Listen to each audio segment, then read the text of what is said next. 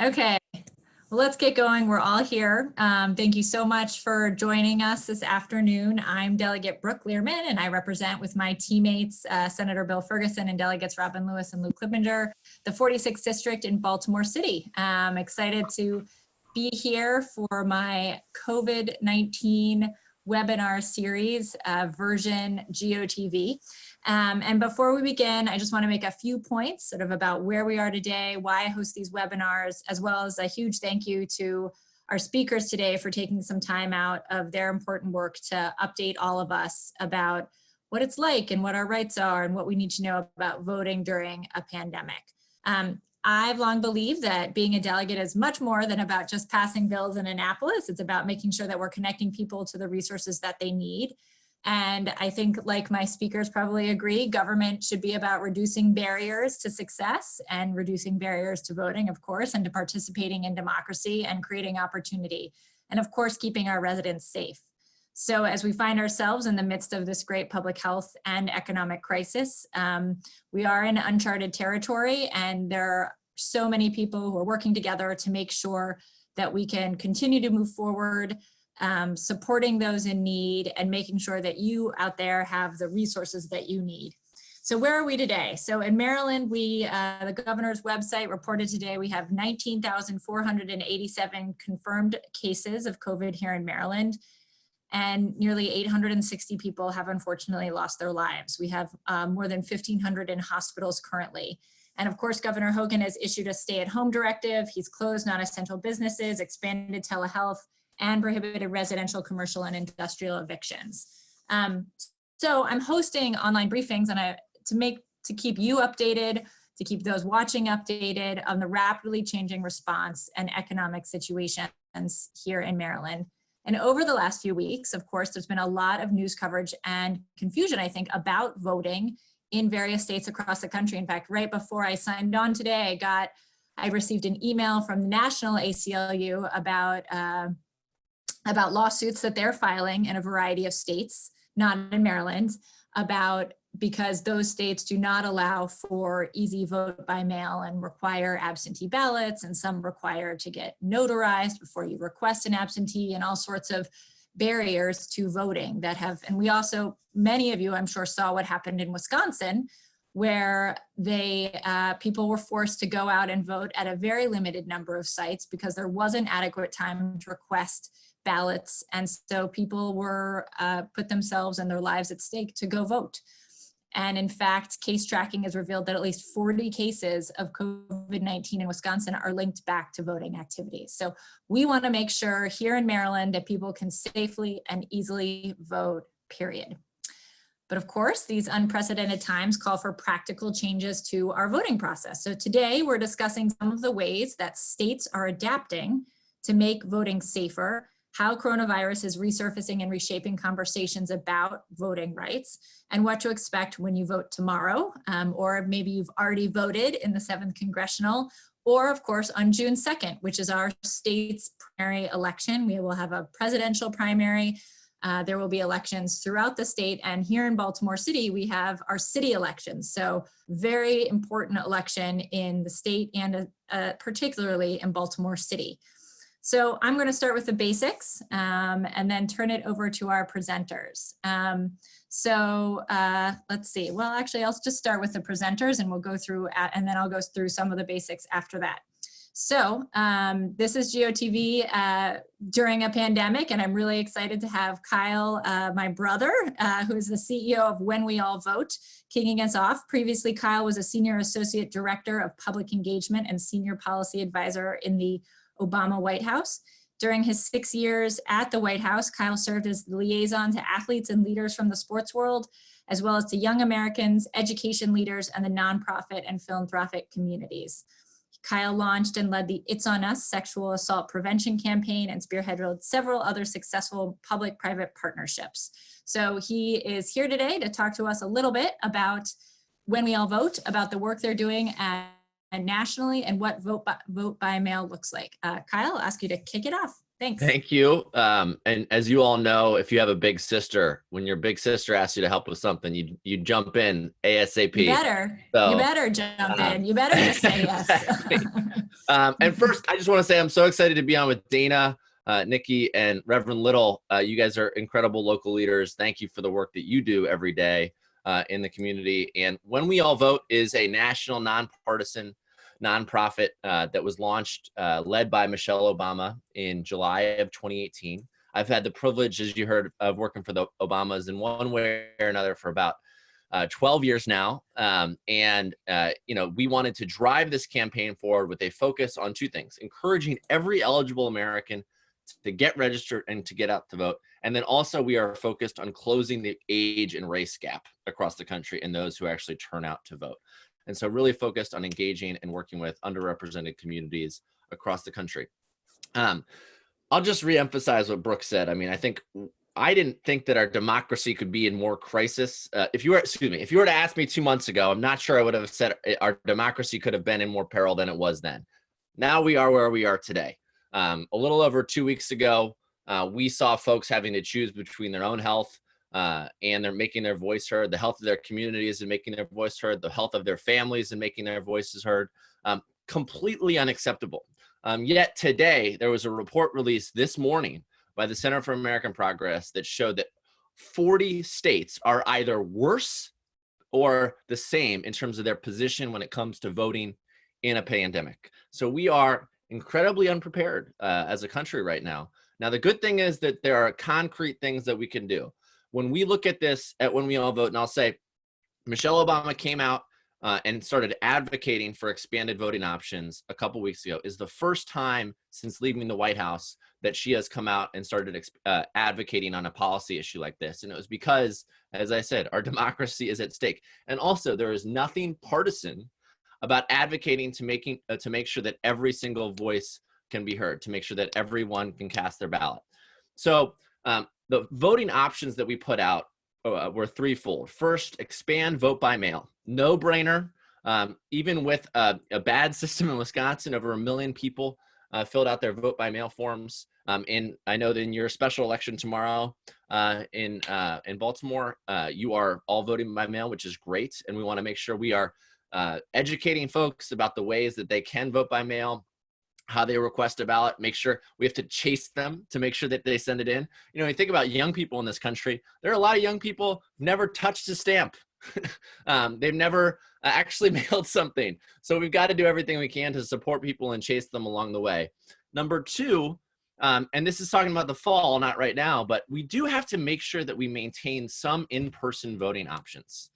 So we have advocated for expanded early vote options across the country. And then third, believe it or not, in 12 states across the country, you still can't register to vote online. Now, thank goodness in Maryland, we're ahead of the curve on many things, and you can register to vote online. But think about a state like Texas, enormous population of unregistered voters. They cannot register to vote online. So volunteers can't help them through that process right now. So it's a really challenging time, and we're pushing states to do that.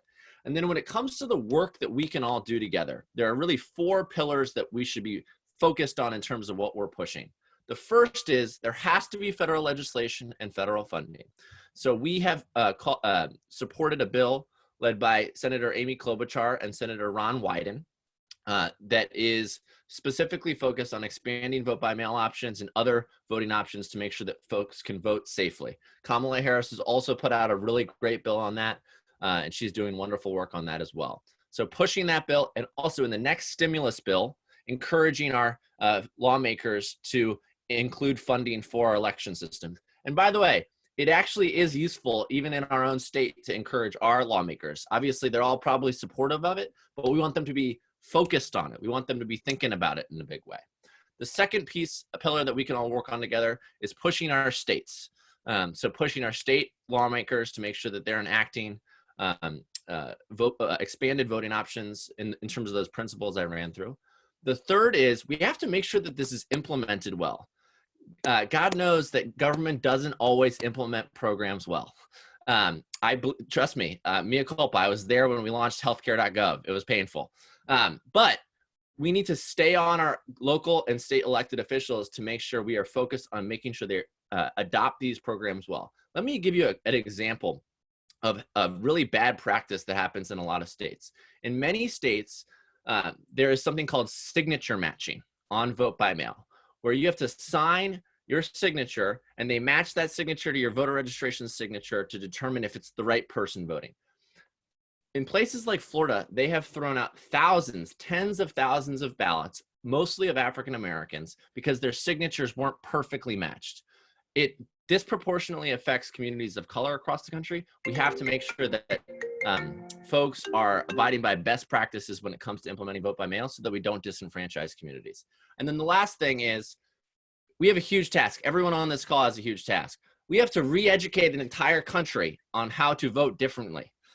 Voting by mail is a different way of voting for the vast majority of Americans. And so it's going to be up to every organization that we're a part of, every company that we're a part of, every church or synagogue that we're a part of, to make sure that we are using the institutions, the organizations that we work with, and communicating with our friends and family about how, when, and why it's so important to get out and get registered and get out and vote. It's even the folks who you think might have voted in every election before. Guess what? They voted in person. So we have to talk to them again. So I'll stop there. Thank you, Brooke. Thanks to all my other fellow speakers. It's really an honor to be on with you. And hello to some of the friends I see on there. Bruce Plaxton, it's been way too long. Good to see you. Thank you so much, Kyle. Great to hear what When We All Vote is doing and helping to lead things. And really excited to turn it over to Nike Robinson. She is a values-driven leader, entrepreneur, visionary, and a motivator with a heart for people and a passion to change the world. And I have gotten to see that in person for the past few years, and I just love her. She's an outreach specialist with over 13 years of project management, community management, and organizing experience. She is a millennial on the move. I love that. And her life and work experience combined with her interest in politics was birthing ground for the delivery of her biggest project yet, Black Girls Vote. This is a nonpartisan grassroots organization, and it's focused on encouraging and mobilizing African-American women to use their collective voting power to advocate for issues that impact African-American women and families. While being the founder and CEO of Black Girls Vote, she also oversees philanthropy and government relations for 300 Entertainment founder and CEO and music mogul Kevin Liles. Nikki, thank you so much for joining us today. I'm thrilled to have you. Thank you, Brooke, for having me, Delegate Learman. Such an honor to be here. I see Kyle must have put us on hold, but he must be a good little brother, because when my little brother calls, I avoid the phone call. No, he's a good little brother. But no, thank you all so much for joining us today, and thank you, Delegate Learman, for hosting this very, very, very important call. It is such an important time such as this. So today I just want to talk to you all about in-person voting. And for those of you who don't know about Black Girls Vote, we were actually birthed out of the uprising. So in 2015, we were one of the many organizations that started. I live not too far from Mondawmin Mall where the riots happened. That's the first thing that happened. The second thing, I lost my good government job. I was a political appointee. And last but not least, the murder happened across the street from me. And looking at women of color, particularly Black women who are loyal voting Black to one particular party, I just wanted to engage, educate, and empower women of color to use our collective voting power, particularly young women. So since then, we've been across the state and across the country just building up women of color, but we know that it's not necessarily just all Black women voting, but just getting people out to vote, which is super important. So I'm excited about the work we're doing and the work we're doing partnering with Baltimore Votes, because we know that it's important that all Baltimoreans vote. So I'm going to talk to you all today about in-person voting. So particularly here in Maryland, as we all know, that each jurisdiction and and I'm specifically speaking to tomorrow's election, as we talk about the 7th Congressional District. As we know, we're filling the seat of the late Congressman Elijah Cummings, who myself is a personal mentor of mine. So tomorrow there will be 3 in-person voting centers. And as Kyle mentioned earlier, there was talk about there being no in-person voting locations. However, here in the state of Maryland, with some of the groups and advocates on the ground, we really lobbied that we have at least 1 in-person voting location in each of the jurisdictions. So for that, we are grateful that for tomorrow there is 1 in Baltimore City, which is Emerson High School, Baltimore County, Martins West, and then Howard County. Howard County Fairgrounds. And then for the June 2nd election, you can have up to 4. And I know for a fact, Baltimore City, we do have up to 4. So voting centers, they will have ballot marking devices for those individuals with disabilities. And one of the things that we lobby for was same-day voter registration. So for individuals who are not registered to vote and they are eligible to register, they can go to an in-person voter location tomorrow and register and vote on the same day. All right, go to the next slide, please. All right, so however, even though we do have in-person voting locations, the Maryland State Board of Elections strongly encourage everyone to vote by mail so that centers will not become overcrowded. We have no way to predict how many people will actually go to the polling centers, and as we are practicing social distancing, there's no way, there are limits to the amount of people that can go in the centers. And you know, the weather looks pretty decent tomorrow, but you also have to keep in mind it could take hours and hours, and we know that the more people that are in line, the more discouraged they will be and less likely they will to wait and less likely they may be able to vote or will vote. So please, we're encouraging folks to vote by mail. Put your ballots in the mail. The ballot boxes, it must be postmarked by tomorrow, April 28th. So that means if you put it in your mailbox tomorrow and it's not postmarked by tomorrow, it will not count. But if you drop it off directly at the State Board of Elections or Emerson High School, it will count. So please keep that in mind and share that. Next slide, please. So I just want to give a little bit of vote by mail background just to let folks know a little bit of history about that. All right, next slide, please. All right, so vote by mail across the United States. So currently there are 33 states, including Maryland, that already allow eligible voters to request their ballots by mail. And what does that mean? So for some of you who may have requested an absentee ballot, you may have a college student or someone who requested before, you may have been out of town, out of the country at the time, that's considered vote by mail. However, as we look at this election with over 500,000 ballots that have gone out for the 7th congressional district for that race, and then for the June 2nd race, we have 3.5 million ballots going out for that primary election. We never had that many ballots go out to that magnitude. So I just want to put some things in context for you. So, but there are states that do have the vote by mail system right now. Next slide. All right, so let's talk about the benefits of vote by mail. We do know that some folks aren't excited or enthusiastic about it. I know for my grandmother, she enjoys going to the ballot box or going to the polls. And for some, particularly for them who've lived through the civil rights moment, they know what it's like, the importance of their vote. They trust going to the ballot box. They enjoy seeing their friends and they enjoy getting that sticker. However, we don't want folks to choose their health over democracy. So there are some benefits to voting by mail, and some of them I'd like to share with you.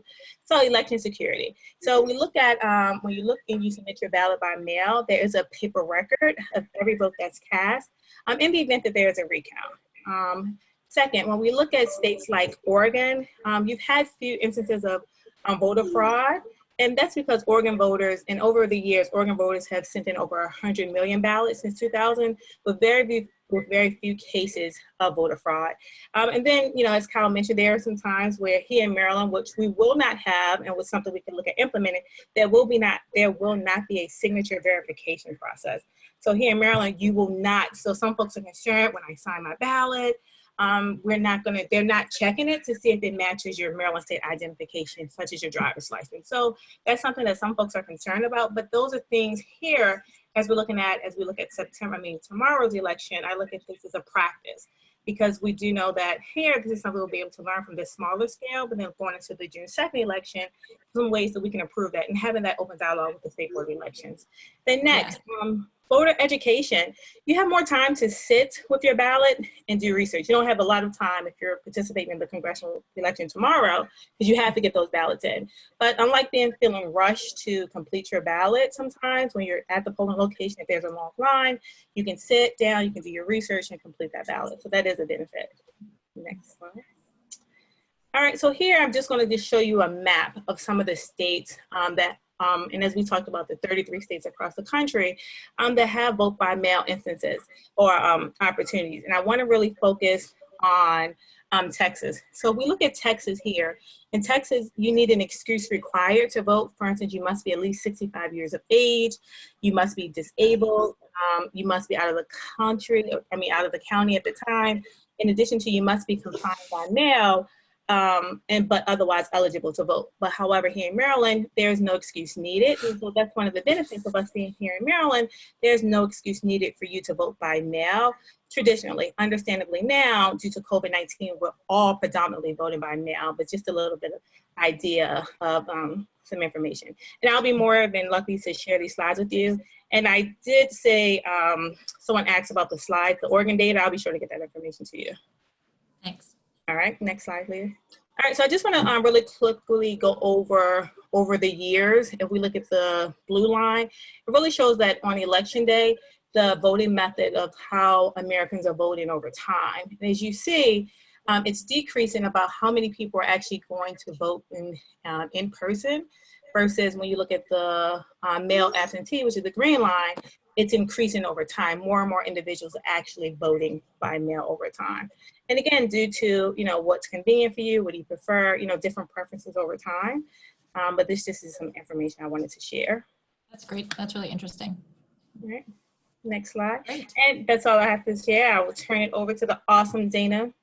Yes, thank you. That was great. Really helpful information. I have a lot of friends in Oregon, and I often talk to them about vote by mail and think it's a really important option. And we see, in fact, voter response rates go really high in some of those states that are totally vote by mail. So it is an opportunity for us if we do it right. So thank you for all that information. And I'm so delighted to turn it over to Dana now. Dana Vickers-Shelley is the Executive Director of the ACLU of Maryland. Before joining the ACLU in 2018, she advised numerous national and local organizations, including the NAACP, the Annie E. Casey Foundation, the Association of Baltimore Area Grant Makers, BET Networks, and the Southern Poverty Law Center. She developed national partnerships with African American, Native American, and Latinx journalist organizations to raise awareness of structural racism and disparities in child welfare systems. She's advised a national social impact organization in stakeholder engagement to create and advocate for safe and energy efficient homes where low-income families and their children can thrive, which is a deep background in policy and political advocacy. And I am thrilled to have her on with us today. Dana, take us away. Oh, let's unmute you. There you go. Perfect. Thanks so much, Delegate Lerman. It's a pleasure to be with you and Nikki and Reverend Little and meet Kyle on this call and have an opportunity to talk to folks across the state of Maryland about the constitutional right that we all have to vote. At the ACLU of Maryland, we're really focused on voter protection and making sure that everyone is able to exercise that right. Our election protection hotline is open right now, so folks can either call or text 443-399-3229 if you've got questions or have needs regarding your vote. You can also, and I'll repeat this a little bit later, but you can go to our website specifically for voting, aclu-md.org/voting with any questions that you may have. What's really terrific right now about the voting situation in Maryland, and we applaud the State Board of Elections for the work that it's done to make vote by mail accessible, as well as to the point that Nikki spoke of a little bit ago, to have a few centers available so that people can also vote in person. We know how important it is to protect the health and well-being of both voters and volunteers who are so important to this process happening. Next slide, please. In addition to vote by mail, the State Board of Elections is providing multiple ways of voting. We know that in times of crisis in particular, it's even more important to make sure that everyone has access to the ballot. And we know that even with the advantages of voting by mail, there could be some challenges for voters who have disabilities, folks who need language assistance, people who haven't received their ballot yet because of unstable housing or they've been displaced as a result of COVID, and voters who can't register now between now and because of lack of internet or ID, and also any voter who might have been inactive and didn't receive a ballot. So we really do appreciate how people with the State Board of Elections and across the state are also helping to encourage and educate folks so that everyone can have access to the ballot. In Maryland, again, I'm reinforcing some of the things that Nikki raised that Black Girls Vote is talking about. There's no excuse absentee voting. So when anyone says to you, well, there's a reason why I can't, no, the no excuse applies both ways. The state can't tell you that you can't vote absentee. No one in your family can tell you that you can't vote absentee. It's available. Early voting is available, and same-day registration during early voting and on election day. There's also provisional voting, and we want to encourage people, even if there is a slight glitch or a delay, to stand your ground and make sure that you ask for that provisional ballot. That is something that everyone is entitled to, that you can ask for. We really believe that voting rights for people who are returning from incarceration, people have been allowed to vote for a couple of cycles, but still not everyone is aware of that. So we want to push that information out, extremely important. State and local jurisdictions in particular must include public outreach education about the location of the voting centers. So as Nikki raised, there are one in Baltimore County, Howard County, and in Baltimore City for the election, for the special election, and there will be others, but we want to be sure also that people get the information that they need, that the public is educated and informed, because again, as things change, we want to be sure that people that have the information that they really need to be effective and successful in their access to democracy. And webinars like this that Delegate Lehrman is hosting is a great example of how each person has an opportunity to make sure the information is getting out to the public. Thank you. Again, for additional information, please feel free to contact us at the aclu-md.org/voting. We, as I said, what's so important, particularly in thinking about the election tomorrow, is the storied history of the 7th Congressional District. How since Perrin Mitchell, Congressman Kwesi Mfume, and then of course our fearless leader, our fearless forever leader, Elijah Cummings, how important it is for us to vote, to show up and participate. Please contact the ACLU of Maryland if you've got questions or have concerns about voting. Thanks so much. Thank you, Dana. That was great. Really appreciate it. And now I am so delighted to have the Reverend Kobe Little join us and give his perspective and thoughts on the election tomorrow and our upcoming election on June 2nd. Reverend Little is the Dean of Justice Chapel, the Chairman of the Maryland Task Force on Reconciliation and Equity, the President of the Baltimore City NAACP, and the first Vice President and Political Action Chair for the Maryland State Conference of the NAACP, which means that I have the pleasure of seeing him, as well as Dana, of course, throughout the legislative session down in Annapolis, fighting for really important and wonderful and great bills. So it's a pleasure to have him here today. He's an advocate of African unity and global citizenship, and an experienced and trusted leader, problem solver, and community builder. He has a broad and deep policy experience in a wide range of issues, including education, international affairs, human rights, and social justice. His passion is sharing insights and experiences to empower individuals, organizations, and communities to reach their goals. Reverend Little, thank you so much for joining us today. Let's make sure you are unmuted. Okay, let's see. There, keeps muting. There you go. I think I was unmuting, and I think we were just doing the back. No, I think we were just, yep. Okay, go for it. Now we can hear you. Good afternoon, Delegate Lehrman. Thank you so much for inviting us to participate in this program this afternoon. We're certainly grateful to you for the great work that you do around voting and environmental issues and so many other issues in Annapolis. And we're thankful that you've taken it upon yourself to be a channel for communication of information during this kind of very difficult and challenging time. To Kyle, Nike, and our other fearless leader, Dana Vickers-Shelley, I'm delighted and honored to share the panel with you all this evening, and I'm grateful for the important work that each of you lead in this time and in all times. The ACLU has been an outstanding partner in the advocacy that we do in Annapolis and in preparing the state to vote in new ways. So I'd like to talk about a couple of things this afternoon. First, I'd just like to kind of give an overview of what the Baltimore NAACP approach to this state of emergency has been and is.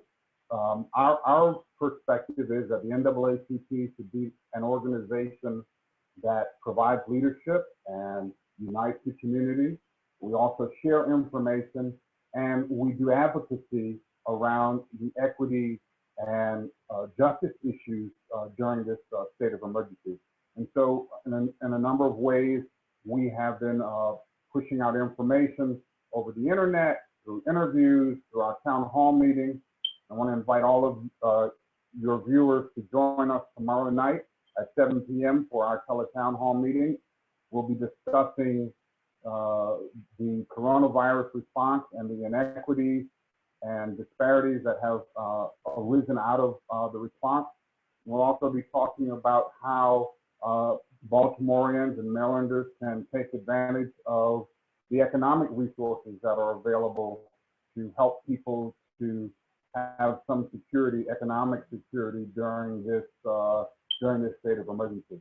So we're delighted to have as our guest Dr. Sharita Golden from Johns Hopkins University, Senator Chris Van Hollen from the United States Senate, Dr. Todd Yeary, who is the Senior Vice President of the Rainbow Push Coalition, William Honolulu, who's the Executive Director of the Baltimore City Chamber of Commerce, Ricara Jones from SEIU 1199, and Balu Mbagaru, who is the Equity Officer in the City Office of Equity and Civil Rights.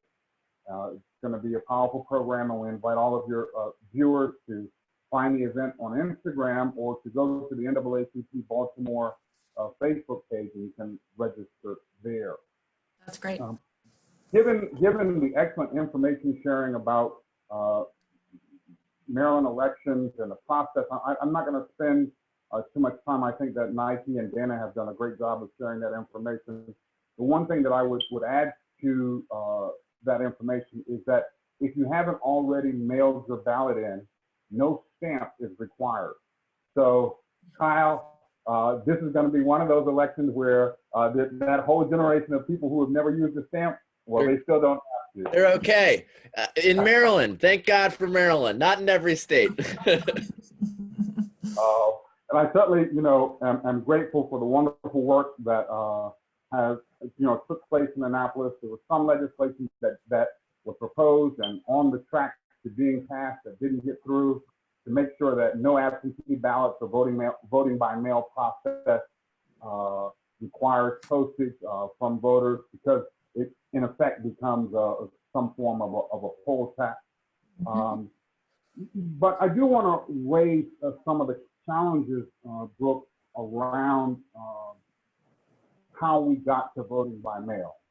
I think that the voting by mail process that we have here in Maryland, that we are engaged in now for tomorrow's special election and will use again in June, is a good process. But it also could have been so much better. I want to highlight, in addition to the work that the ACLU has been doing, I want to highlight the work of Joanne Antoine and Common Cause and Emily Starr of Maryland First, who, along with the NAACP, have led the charge. Charlie Carter from the NAACP, Josh Harris, have been doing great work from the beginning of March, when we anticipated that it would be likely that elections would be disrupted because of the coronavirus. I think that the State Board of Elections has come around and come along, but they were woefully unprepared for emergency responses as it relates to the voting process. And Kyle, I hope that you will help us to amplify the message that this is a clarion call for every State Board of Elections to develop and enact an emergency operation plan for elections. Democracy is the bedrock of our government process. It's what makes the United States the United States. And every state should, by law, be required to have an emergency operations plan for voting. Maryland didn't have Good one point. that was activated or effective, and that created a number of problems. We're glad that people were able to register to vote online until April 24th, but surely everyone everywhere should be able to register on the same day, because that's what the law requires. We were disappointed that when the State Board of Elections announced that there were vote by mail was going to be the process that we used, they did not have any corresponding digital voter education toolkit prepared to disseminate to voters, to make sure that voters knew how the process would work, that trusted voices in the community could share. And so, one of the things in Maryland that we have to be clear about is that we have to be a very affirmative and forward state when it comes to voting. The record is clear. Voter suppression is far more a greater threat than voter fraud or any voter misconduct. And the great thing about records, and especially digital interactions, is that there is a record of everything that happens. And there is a process to challenge ballots. There is a process to investigate fraud. In this country, we believe that people are innocent until they're proven guilty. And so we should have an affirmative approach to our elections. There was one of the questions I think that was submitted in advance was about signatures and the requirement of signatures for verification of votes. But the truth is that we don't require voter ID in Maryland, and we in Maryland have not seen any good reason to have to require that. And in the event that there's fraud, there are ways for us to investigate that. Delegate Lehrman, I hope that you will pass along to the State Board of Elections that many in the advocacy community were disappointed that early in March, when we called for a working group, an official working group of advocacy organizations to do voting rights work, that the State Board of Elections declined that invitation. I'm so proud of the advocacy community for continuing to do the work even without government sanctions. But in critical times, the government should be embracing the support and the partnership of community organizations that are trusted voices and that are subject matter experts.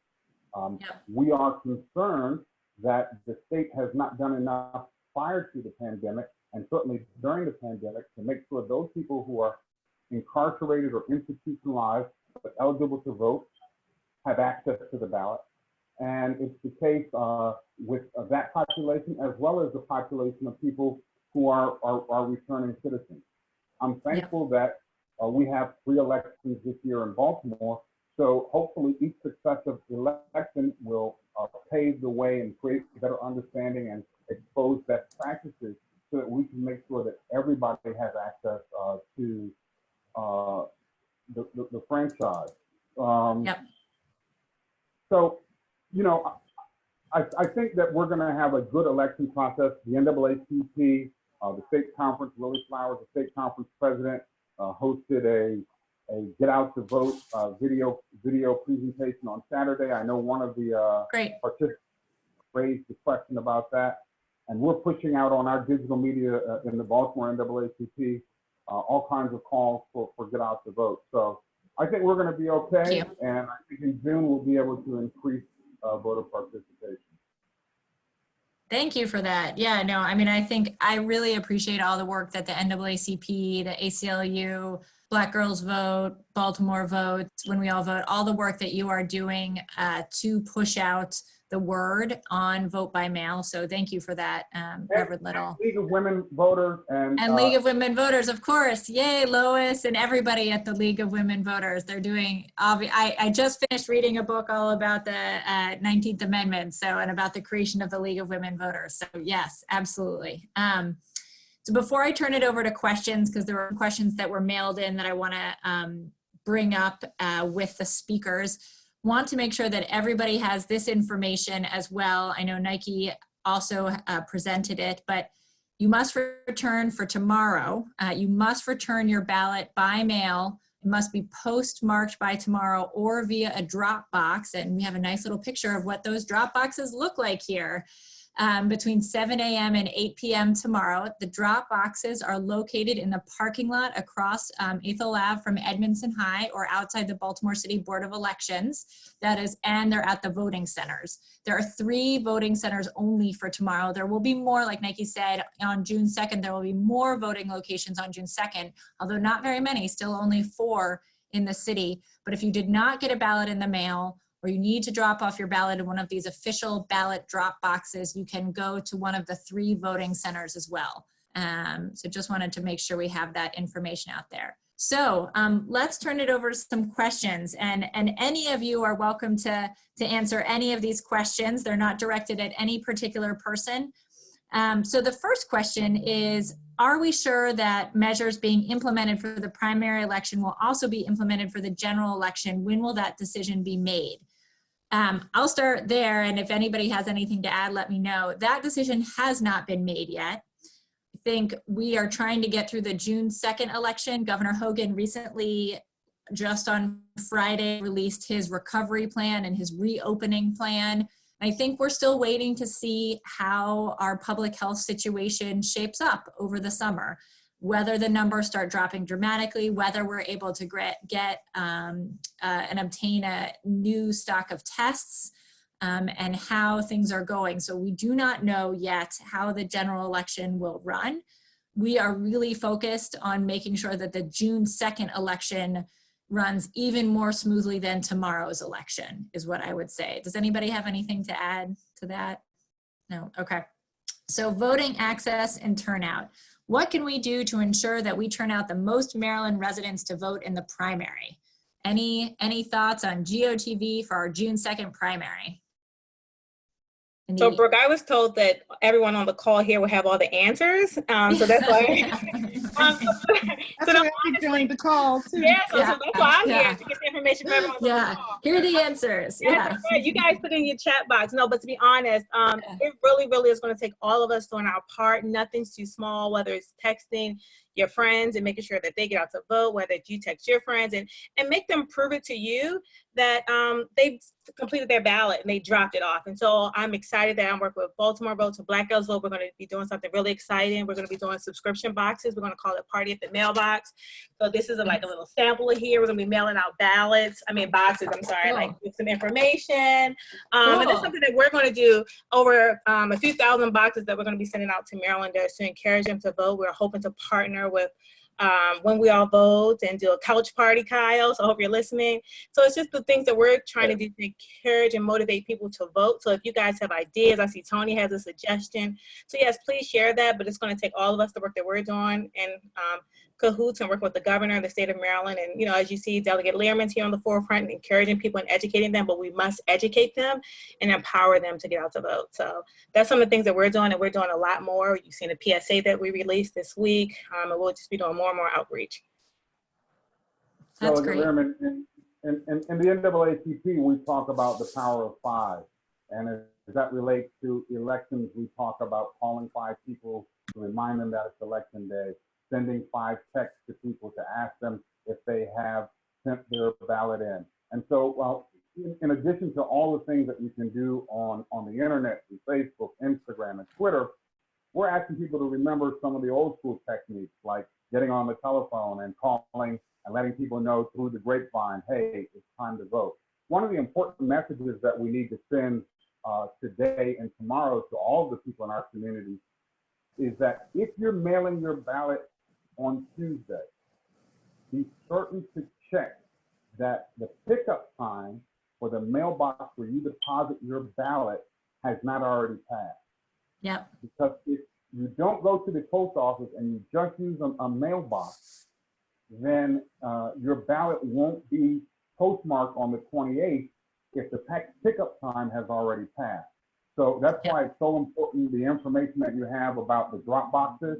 You know, again, we want to urge people to use the drop boxes as opposed to the on-site voting center if you already have a ballot and you just need to make sure that it gets counted. But I think we just have to redouble our efforts to get the word out and to let people know that tomorrow is election day. Yeah, no, agreed. A good question has come up a couple times is that before this pandemic, election results were reported by precinct. So candidates, political scientists, and others could compare, could compare the results at the precinct level. And speaking as an elected official, we care a lot about precinct level data, but the State Board of Elections has said they do not plan to report results by precinct. Why is that? Why is this so impossible in Maryland? I do not think it is impossible, and I'm glad that my colleague, Delegate Carl Jackson, has written a letter to the State Board and Governor asking for this to happen and explaining how important it is.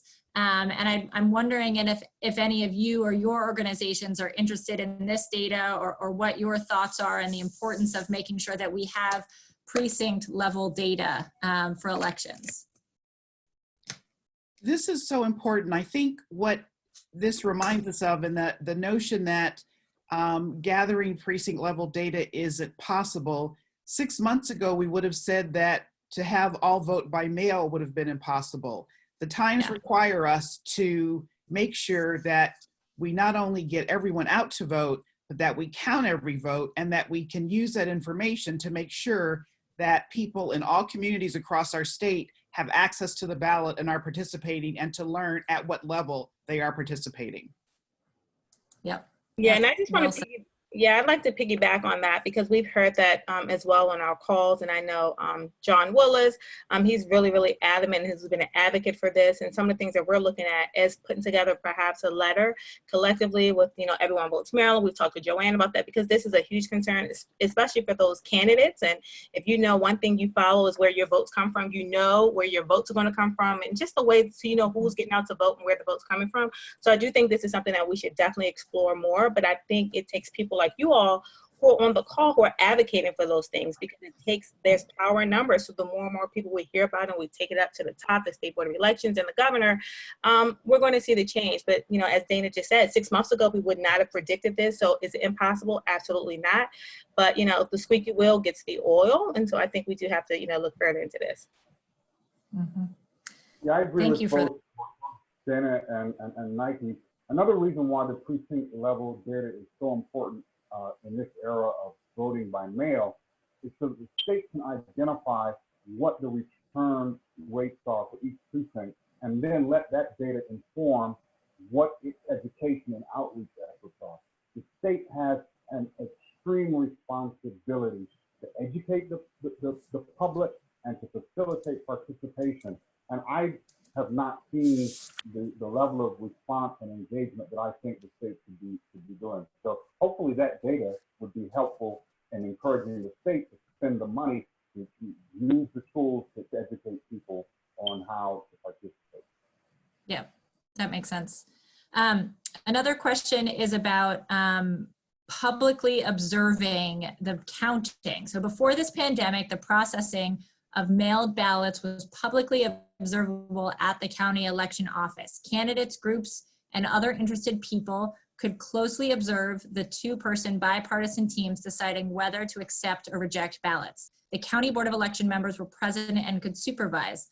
Under the temporary rules, these decisions are being made by one individual with no oversight. There's a video feed, but the views are not close enough to the documents to allow any oversight.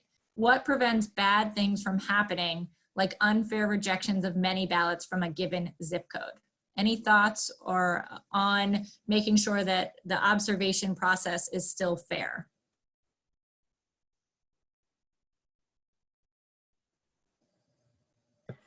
I would just add that I think it's I think that's a bonus that you can go online each day and see that it is streaming each day. And it's my understanding that you have candidates, representatives there from each party that are there. Of course, that the legal teams are there, because every vote counts, as we know. So I think it's more so, and as I keep saying it, and I know it's not the best way to say it, but I do think that going into this April tomorrow's election, it really is a practice run. And I know for Baltimore Votes this week on Thursday, we're hosting a webinar We have our webinars Thursdays at 4 o'clock, and we talk about what did we learn from this election, from April 28th, and then how do we learn from that for the June 2nd election. So let's talk about that. But I do think one thing that we do have is that things are streaming, is online, and you can see. But I do think one of the things that we do need to reiterate to our voters to make sure that your intent is clear on the candidate that you're looking to vote for, because there's sometimes you may start to fill out a ballot and say, I'm going to vote for this person, and you erase it, and it starts another one. And so one of the members of Black Girls Vote, she said she was viewing it and saw that, wait, they couldn't tell if it was, they started to fill out for one candidate, then it erased it, and then it looked like they were filling out for the other. But the box that was clearly, that was filled out the most in their ink was for another candidate. So they went with the other candidate. So making sure that it's really clear what your intent is and who you intend to vote for is something that you want to make sure you convey to your voters. But I do think it's something we can learn from. And then as it's streaming online, that is a bonus. Yeah, I agree with you. And I do think we are going to learn, in some ways I'm grateful that we have this election tomorrow before the June 2nd election, because I do think we're going to learn a lot. And if there are widespread problems, then organizations like the ACLU and individual voters who feel like they were disenfranchised are going to make sure that that doesn't, they're going to help us make sure that that doesn't happen again on June 2nd by bringing that to the attention of courts and others. And certainly I and other legislators are constantly hounding our State Board of Elections personnel with our suggestions. And I want to raise up, Delegate Stephanie Smith and Senator Cheryl Kagan have been doing great work on these issues as well. And there is a lot of concern, as somebody who appears on the ballot, although I'm not on the ballot this year, and all of the delegates and senators, we are very concerned with making sure that this process goes well, is fair, and that all of our constituents can vote. So I want to end in a minute, but I wanted to give any final words from any of you that you'd like to share with the folks on the call. Delegate Learman, I just wanted to add one other thing. Oh yeah. To what you said. I mean, once again, we are in a different place in this country, in this state, about everything. Democracy, as everyone has said, as we all agree, is the bedrock for who we are as Americans, who we are as Marylanders. Everyone, we're not going back to normal because normal didn't work for everybody. Mm-hmm. The State Board of Elections has to rethink how they do all of this. So there may be one camera. Why can't there be two cameras? Why can't there be a camera that zooms in on the ballots? I mean, there is technology that can help make this happen. So the assumption or the automatic, well, we can't do that. Why? We should all, and our colleagues and partners should be asking, why can't you do that? Why? What about this? What about that? We should be challenging every time. And all of us on the call have been doing that. That's sort of why we're in the business of advocating for democracy and voting rights and voter participation and voter empowerment. We've got to ask why not, and see that things get done. Amen. Agreed. Reverend Little or Nike or Kyle, any final thoughts? What Dana Vickers-Shelley said. Yeah, right? Absolutely. I know. Yeah. I'd like to just thank you again for hosting this important conversation. And thank you to Kyle and Nike and Dana for the information that you shared. The things that I learned certainly have stimulated my thinking. And I just want to extend, again, an invitation to everyone to participate in our town hall call tomorrow night at 7.